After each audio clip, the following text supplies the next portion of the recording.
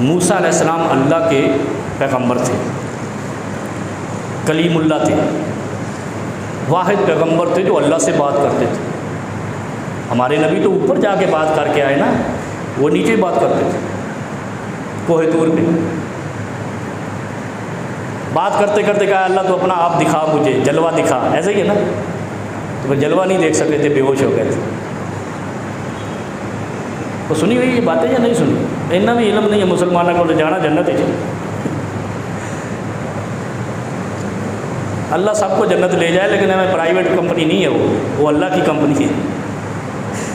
Private company میں تھوڑا مہنگی چیز مل جاتی ہے نا، گورنمنٹ والے نہیں دیتے، رشوت لیتے ہیں۔ پرائیویٹ میں چلے جاؤ تو 4 پیسے مہنگی چیز مل جاتی ہے، لیکن یہ پرائیویٹ کمپنی نہیں ہے، یہ اللہ کی کمپنی ہے۔ اور اللہ کی کمپنی کہاں پہ ہے؟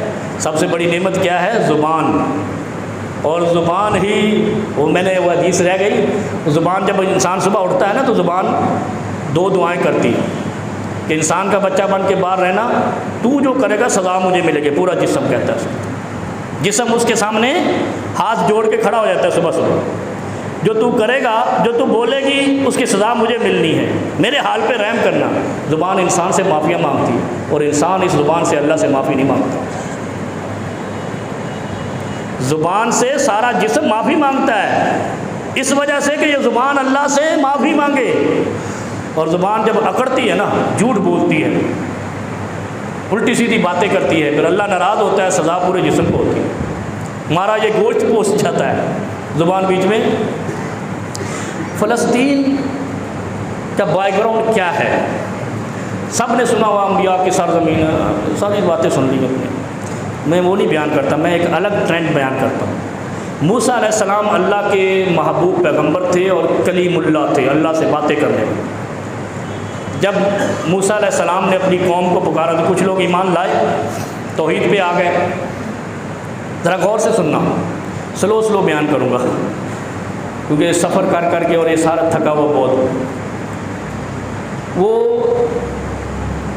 موسیٰ علیہ السلام نے اپنی قوم سے کہا کہ فرعون سے جھگڑا ہو گیا ہے، اب اس کو کلمہ حق پہنچانا ہے، چلو میرے ساتھ۔ قوم نے کیا کہا تھا؟ اذهب انت فقاتلا انا ہاہنا قاعدون۔ کہا اگر تو نے فرعون کو یہ کام کرنا ہے نا تو بھائی ساڈے ہاتھ جوڑے نے، تو جا تے تیرا رب جاوے۔ اذهب انت وربک فقاتلا، تو جا اور تیرا رب جائے، فرعون کو سمجھائے، ہم نہیں جاتے تیرے ساتھ۔ پھر اللہ نے کیا کیا؟ قوم کو لعنتی قرار دے دیا۔ لعن اللہ الیہود والنصارى، کہا نا قرآن نے، یہودیوں اور عیسائیوں پر اللہ نے لعنت کر دی۔ کیوں؟ اپنے پیغمبر جو ان کی طرف آیا تھا، جس کے وہ نعرے لگاتے تھے، نعرہ تکبیر اور اس طرح کے، بعد میں جب اس پیغمبر نے کہا آؤ چلے اس کو بندے کا پتر بنائے، اس کو توحید کا کلمہ سکھائے گا نا، تو جا تیرا رب جائے، ہم اس سے نہیں لڑ سکتے۔ ڈر گئے نا، وہ ڈر گئے۔ جب وہ ڈر گئے پھر اللہ نے کیا کہا؟ وہ جو موسیٰ علیہ السلام پر ایمان بھی لائے تھے، صرف فرعون کو دعوت دینے نہیں گئے، فرعون کو خدا کا کلمہ سمجھانے نہیں گئے، اللہ نے ان پر لعنت برسا دی، ان کو برباد کر دیا، تباہ کر دیا، ختم کر دیا، فرعون کے ساتھ ہی غرق کر دیا۔ ہوگا یہ نہیں ہوا؟ سنا ہے کبھی؟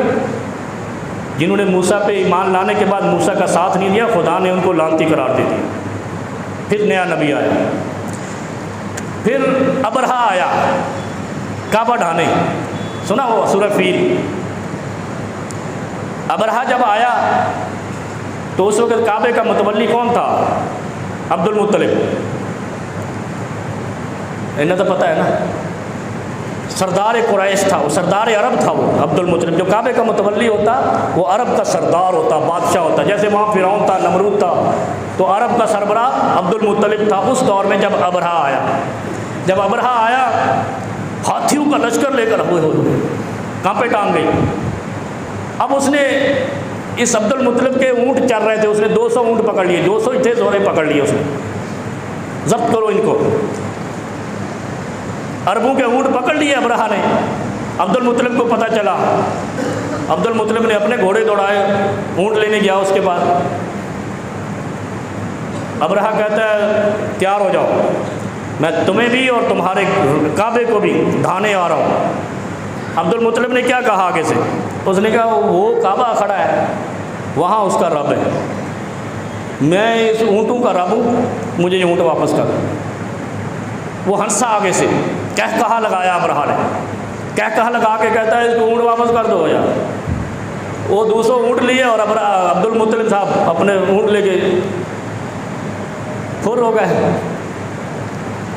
کیا آئے، کعبہ جانے گا، کعبے کا رب جانے گا، میرے اونٹ، میں اونٹوں کا رب ہوں، مجھے اونٹ واپس کر دو۔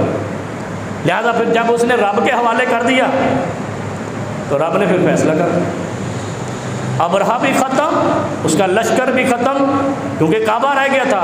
اگر وہاں کوئی کلمہ توحید والا ہوتا، آپ کو پتہ ہے جب ابرہا آیا تھا وہ نبی علیہ الصلوۃ والسلام کی ولادت بھی نہیں ہوئی تھی، بعثت تو 40 سال بعد ہوئی نا، ولادت مصطفیٰ بھی نہیں ہوئی تھی۔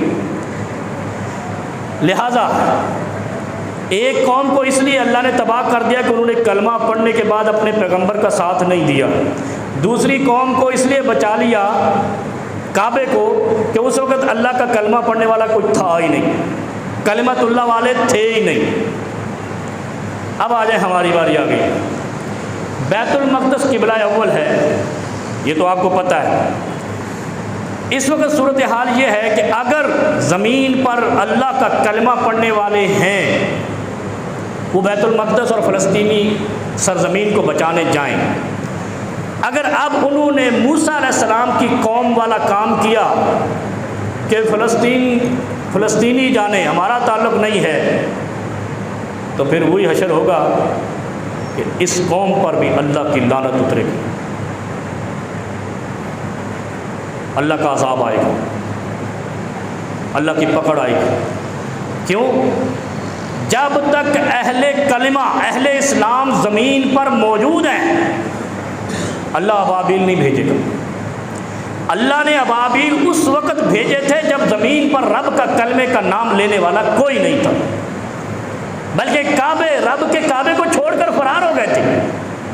پھر اللہ نے اپنی مخلوق بھیجی اور اس مخلوق سے اپنے گھر کو بچایا اور دشمن کو فنا کر دیا۔ جب اللہ کا کلمہ پڑھنے والے موجود ہوں گے پھر یاد رکھیں، پھر اس وقت اللہ کی مدد آئے گی۔ یستبدل قوما غیرکم، اللہ قرآن میں کہتا ہے پھر ان کو رب ختم کرے گا جو خود غرض ہو جائیں گے، جو اللہ کے کلمہ کے سربلندی کیا بچانے کے لیے بھی نہیں نکلیں گے، پھر اللہ ان کو مروائے گا، خانہ جنگی میں مبتلا کرے گا، اور اس کے بعد ایک نئی قوم لائے گا، اس سے اپنے گھر بیت المقدس کو بچا لے گا۔ اب دو ہی راستے ہیں، یا تو لعنتی بننے کے لیے اللہ کی رحمتوں سے جدا ہونے کے لیے تیار ہو جاؤ، یا فنا ہونے کے لیے تیار ہو جاؤ، نہیں تو ارض مقدس فلسطینیوں کو بچانے کے لیے تیار ہو۔ اور دوسری گزارش یہ ہے کہ اگر ہم نے ایٹم بم بنایا ہے تو میں ممبر پر رسول پہ کھڑا ہوں، ہم نے کبھی انڈیا پہ یہ ایٹم بم نہیں چلانا ہے۔ میں یقین سے کہہ سکتا ہوں، قسم اٹھا کر کہہ سکتا ہوں، یہ ہم نے لیپا پوتی کے لیے بنایا ہے۔ جس وقت ہمارا ایٹم بم بنا تھا، دنیا میں اگر کوئی سلطنت خوش ہوئی تھی وہ فلسطینی تھے کہ انشاءاللہ مسلمانوں کو بچانے کے لیے یہ اسلامی بم کا نام بھی انہوں نے نام دیا تھا، ہم نے نہیں دیا۔ ہمیں پتہ ہے یہ کیا کرنا ہے، ہم نے اس کو زنگ لگنا ہے اور کیا کرنا ہے۔ ہمارا ایٹم بم استعمال کے لیے نہیں ہے، ہمارا اسلحہ بھی استعمال کے لیے نہیں ہے۔ ہم نے جس ملک سے جنگ کرنی ہوتی ہے اسے پرائیویٹ لمیٹڈ کمپنی اور جہاد کے نام پہ کھڑی کرتے ہیں، دیکھو نہیں۔ ہم نے یہ جو فوج جو دنیا کی بہترین افواج میں سے ہے، یہ جنگ کے لیے تیار کی ہے نا، اس لیے تیار کی ہے جنگ کے لیے کہ جہاں بھی مسلمانوں کو گزند پہنچے گی ہم کلمے کی بنیاد پہ ان کا ساتھ دیں گے۔ ہم کیا کہتے ہیں؟ ہم فلسطین کی آزادی کے اصولی موقف کی حمایت جاری رکھیں گے، اور جی میں تو کشمیر کی جاری رکھی ہے، جی میں تو افغانستان سے جاری کی تھی ہے کہ سارے افغانی مروا دیے۔ وہ یہ اصولی موقف تھا کہ امریکہ تیسری دنیا سے آ رہا ہے اور آپ اس کی حمایت کر رہے ہیں، اپنے پڑوسی کی حمایت نہیں کر رہے۔ کام پہ تو ٹانگ دیے، کیا کرے، بات تو سچ دی کر دے، قولاً سدیدہ، جہنم تو ایک طرف جنت ایک طرف، مرنا تو مقدر ہے اپنا۔ اور بات تو سیدھی کر لو، کیونکہ زبان کا حق تو ادا کرو۔ ہم خدا کی زبان دی ہوئی کا حق ادا نہیں کرتے، ہم بے ایمان ہیں، ہم زبان میں بھی لیت و لال استعمال کرتے ہیں۔ فوج کسی بھی ملک کی ریڑھ کی ہڈی ہوتی ہے، جب وہ کریک ہو جائے بندہ بستر بیڈ ریسٹ پہ چلا جاتا ہے، اور اگر فوج اس قوم کو ملت کو بچانے نہ آئے تو پھر وہ ملت نہیں بچتی۔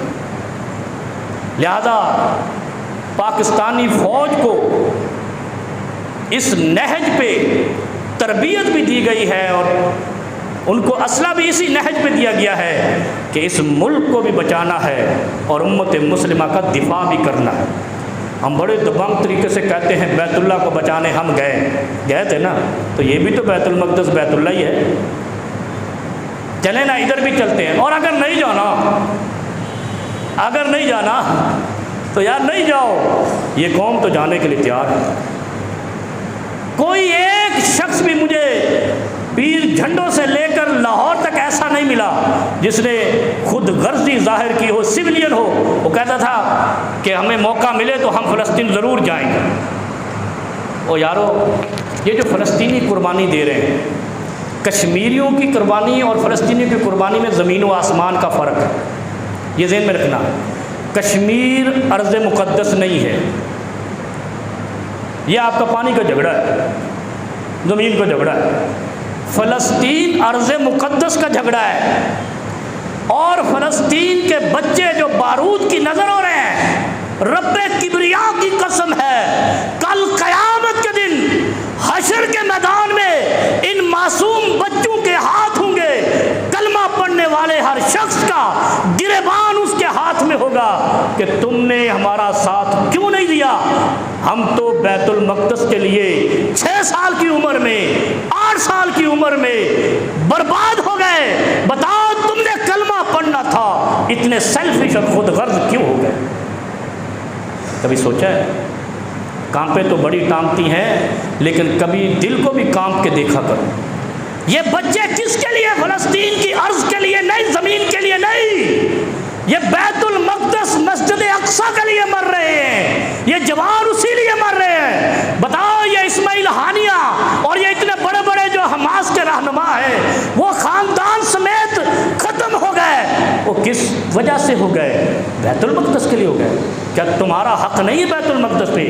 اور اگر آج پاکستانی قوم نے نکل کر یہ اعلان نہ کیا کہ ہمیں جانے دو، اگر تم نہیں جا سکتے تم چوڑیاں پہنو، ہمیں بھیجو ایک جہاز بھر کے فلسطین کی ارض کو بچانے کے لیے، کعبے کے رب کی قسم ہے بیت المقدس کو بچانے میں جو خون جائے گا رائے گا نہیں جائے گا، بیت اللہ کو بچانے کے لیے جو جان جائے گی رائے گا نہیں جائے گی۔ اور کیا چاہیے؟ خدا کے گھر کی حرمت کو بچانے کے لیے۔ اور پھر جو دشمن ہے وہ کائنات کا سب سے بڑا اسلام کا دشمن یہودی ہے، کوئی ڈمی دشمن نہیں ہے، چھوٹا موٹا ہندو سکھ اور بدھ مت جیسا دشمن نہیں ہے، یہ اتنے بڑے دشمن نہیں ہیں مسلمانوں کے خدا کے جتنا یہودی دشمن ہے خدا کا، اور خدا کے گھر کو فنا کر رہا ہے، اور ہم آرام سے ٹھنڈی بوتلیں پی کر اور کھانا اور چرگے اور مرغے کھا کر سو جاتے ہیں۔ اور وہ دیکھو کہاں، جہاں ان کو پانی بھی نہیں مل رہا ہے، کھانا بھی نہیں مل رہا ہے، وہ تڑپ تڑپ کر مر رہے ہیں صرف اس لیے کہ بیت المقدس کی عزت بچ جائے۔ یہ پوچھا نہیں جائے گا؟ نبی امام مالک رحمہ اللہ، چوتھا امام سنیوں کا، اور میرا بھی امام، میرے تو سارے امام ہیں نا، میں تو 16 امام کا قائل ہوں، نواں فرقہ کاٹ لیں بھائی، شیعہ کے امام کو بھی امام سمجھتا ہوں، سنیوں کے اماموں کو بھی امام سمجھتا ہوں، لیکن میرے پاس امام وہی ہے جو کائنات کا بنایا ہوا رب العالمین والا امام ہے، امام کائنات، امام الانبیاء سے افضل کوئی امام نہیں۔ میرا تو امام بھی وہی ہے، ایمان بھی وہی ہے، جسم و جان بھی وہی ہے۔ نبی علیہ السلام نے فرمایا، امام مالک اس روایت کو لائے ہیں، 5 چیزیں بتائیں جس کی وجہ سے مسلمان فنا ہو جائیں گے۔ ساری نہیں بتاؤں گا، ایسا نہ ہو کہ ہارٹ اٹیک ہو جائے، حالات خراب ہیں۔ سب سے پہلی چیز فرمائی کہ مسلمانوں کی تباہی اور وہن اور خوف کا شکار ہونے کی بنیادی وجہ کیا ہوگی؟ ما ظہر الغلول فی قوم الا القی اللہ فی قلوبہم الرعب، جس قوم میں خیانت آ جاتی ہے، کرپشن، جس قوم میں کرپشن آ جاتی ہے، اللہ اس قوم پر دوسری قوموں کا رعب ڈال دیتا ہے۔ کوئی علاج ہے اس کا؟ کرپشن کا سلطان تمہارے ملک میں آ رہا ہے اور کیا کہہ رہے ہیں کہ جو اس کے استقبال کے لیے جائے گا وہ جنت جائے گا۔ دور پھیٹے منہ، تیرے پیو دی جنت، جنت خدا دی کمپنی ہے اور خدا ایمانداراں نو دیندا ہے، وہ خدا ان کو دے گا۔ یا ایھا الذین آمنوا قولوا قولا سدیدا، کسی کے باپ کی جرت نہیں ہے کہ وہ یہ کہہ سکے کہ جنت میری ہے، اور جو کہہ رہا ہے وہ بتاؤ تو جنت جائے گا؟ جو اس کے استقبال کے لیے کہہ رہا ہے جنت جائے گا۔ جنت خدا کی ہے اور جنت قرآن کی ہے، جنت امام کائنات کی ہے، سفارش اور شفاعت رسول اللہ جس کو نہیں ملی، اور خائن کو کبھی شفاعت رسول اللہ نہیں ملے گی۔ یہ فرما دیا ہے نبی کائنات نے، ما ظہر الغلول الا القی اللہ فی قلوبہم الرعب، جس قوم میں کرپشن آ جائے، خیانت آ جائے، اس قوم پر اللہ دوسری قوموں کا رعب ڈال دیتا ہے۔ ہم رعب میں ہیں یا نہیں ہیں؟ ہمیں IMF سے بھی ڈر لگتا ہے، ہمیں ایشین بینک سے بھی ڈر لگتا ہے، ہمیں امریکہ سے بھی ڈر لگتا ہے، اور ہمیں تو افغانیوں سے بھی ڈر لگ رہا ہے۔ لگ رہا ہے نہیں لگ رہا؟ انڈیا سے تو ہم نے دوستی کرنی ہے نا۔ اللہ رب العالمین ہمارے حال پہ رحم کرے، امت مسلمہ پہ رحم کرے، اور جو حالات چل رہے ہیں ان حالات میں اللہ تعالیٰ امت مسلمہ کو نجات دے دے، لیکن یہ دعاؤں سے نہیں ہوگا۔ فلسطین بھی دعاؤں سے آزاد نہیں ہوگا۔ دعاؤں سے اگر نجات اور آزادی ملتی نا تو بدر نہ ہوتا، احد اور خندق اور تبوک اور جنگیں نہ ہوتی۔ دعاؤں سے صرف اللہ کی مدد آ سکتی ہے، لیکن قدم اٹھا کے تو چلنا آپ نے ہے۔ اسی لیے تو فرمایا وما رمیت اذ رمیت ولکن اللہ رما۔ قرآن کہتا ہے کہ تو تیر تو چلا، اس کو ٹھکانے پہ تیرا رب لگا۔ تیر تو چلا اور تو تیر چلائے گا نہیں تو ٹھکانے پہ کیسے لگے گا؟ وما رمیت اذ رمیت ولکن اللہ رما۔ تیر چلانے والے بنو تو اللہ کی مدد آئے گی اہل ایمان کے لیے۔ ہماری کیا مدد آنی ہے؟ ہم نے بلوچ مار دیے، پختون مار دیے، سندھیوں کو پہلے مارا، اب پنجابیوں کو مار رہے ہیں، اور اللہ کی مدد آئے گی؟ یہ جتنے مار رہے ہیں ہم سارے مسلمان ہیں، کلمہ پڑھنے والے ہیں، نہ جانے کتنے نیک اور متقی لوگ مارے گئے، کیا ان کی بد دعائیں نہیں لگیں گی؟ اور یہ کہتے ہیں کہ اس کے استقبال کے لیے جاؤ جنت آئے گی، جس نے ساری زندگی کے اندر ایک تقریر بھی ایسے نہیں کی جو اسلام کے دفاع کے لیے ہو، جس طرح کی تقریریں اس شخص نے کی جس کو تم نے جیل میں ڈالا ہوا۔ پھر لوگ کہتے ہیں عمران خان کی حمایت کرتے ہیں۔ یار میں ابو جہل کی بھی حمایت کروں گا اگر اسلام کے دفاع کے لیے اٹھے گا، فرعون کی بھی حمایت کریں گے اگر وہ اسلام کے دفاع کے لیے اٹھے گا۔ اسلام کے دفاع کے لیے کوئی کالا اٹھے، کوئی گورا اٹھے، کوئی مشرقی اٹھے، کوئی مغربی اٹھے، جو اللہ کے کلمے کے دفاع کے لیے اٹھے گا اسے ہم سلوٹ کریں گے، اور جو اصولی موقف کے ساتھ بیان بازی کرے گا وہ اللہ کی پکڑ میں ضرور آئے گا۔